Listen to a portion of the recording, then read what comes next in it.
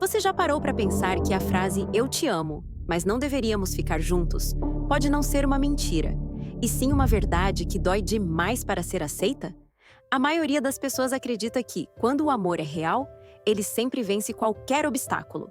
Mas e se essa ideia estiver profundamente errada? E se, em alguns casos, insistir for egoísmo, ir embora for a forma mais difícil e mais rara de amar? Antes de tirar suas próprias conclusões, permaneça até o final. O que você vai ouvir nos próximos minutos pode mudar completamente a forma como você entende amor, escolha e responsabilidade emocional.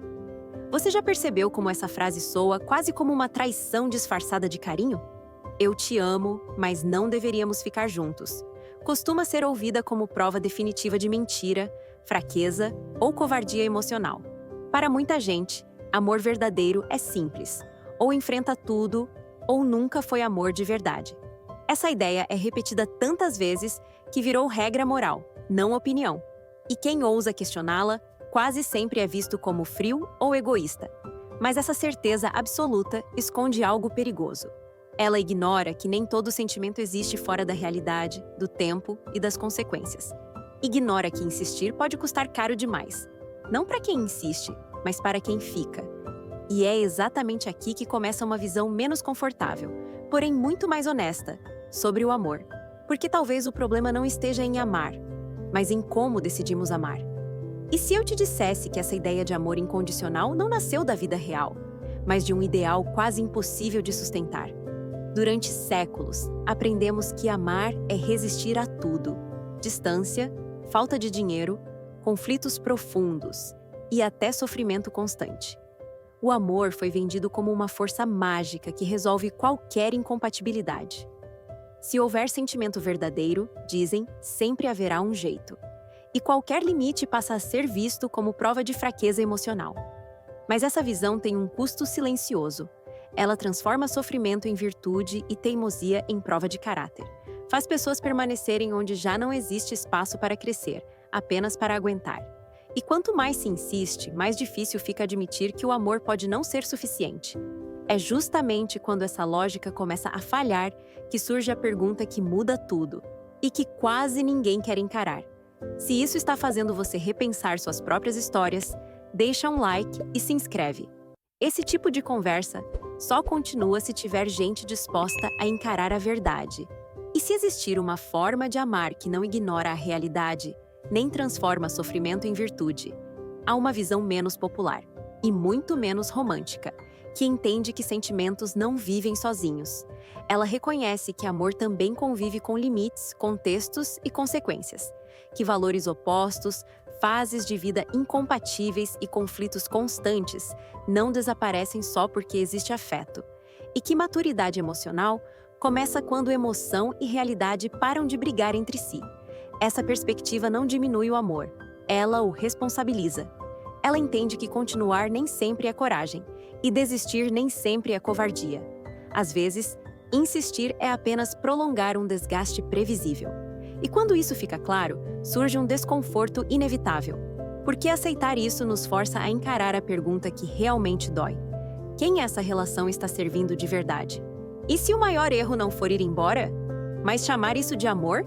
Se amar é cuidar, proteger e preservar, até que ponto insistir ainda pode ser considerado um gesto nobre? Quando uma relação gera sofrimento previsível, desgaste constante e frustração contínua, algo começa a não fechar. A pergunta que quase ninguém quer fazer é simples e brutal: estamos amando a pessoa? Ou apenas a sensação de não perdê-la? Essa dúvida muda tudo porque desloca o foco. Ela sai do "o quanto eu sinto" e vai para "o que isso causa no outro". E quando essa lente muda, muitas justificativas começam a desmoronar. Nem todo apego é cuidado, nem toda permanência é generosidade. E é exatamente aqui que surge a linha tênue e perigosa entre amor verdadeiro e necessidade disfarçada. E se ir embora não for uma fuga, mas um tipo de sacrifício que quase ninguém reconhece? É fácil rotular quem sai como fraco, indeciso ou emocionalmente imaturo. Difícil é admitir que, em alguns casos, ficar exige menos coragem do que partir, porque permanecer pode atender ao próprio medo da perda, enquanto ir embora exige enfrentar o vazio. E essa diferença muda completamente a leitura do gesto. O problema é que nem toda saída nasce do mesmo lugar. Há quem fuja e chame isso de maturidade, sim, mas há quem vá embora justamente por entender o impacto da própria presença. E separar essas duas coisas exige uma honestidade rara. Porque a partir daqui, o amor deixa de ser romântico e passa a ser responsável. E se a maior prova de amor não for lutar até o fim, mas saber a hora exata de parar? Essa ideia incomoda porque quebra tudo o que aprendemos sobre romance e entrega. Ela sugere que amar não é insistir a qualquer custo, mas reconhecer quando o custo se torna alto demais. Que continuar pode parecer nobre, mas também pode ser apenas medo de encarar a perda. E que, às vezes, o gesto mais difícil não é ficar, é abrir mão. Quando isso é entendido, algo muda silenciosamente. O amor deixa de ser uma batalha heróica e passa de ser uma escolha ética. Uma decisão que não busca aplauso, nem reconhecimento, nem narrativa bonita. Apenas a preservação do outro, mesmo que doa em quem decide ir.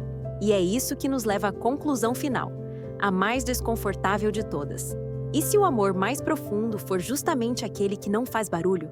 Não o que luta até a exaustão, nem o que insiste até quebrar alguém no processo, mas o amor que reconhece seus próprios limites antes de virar dano colateral.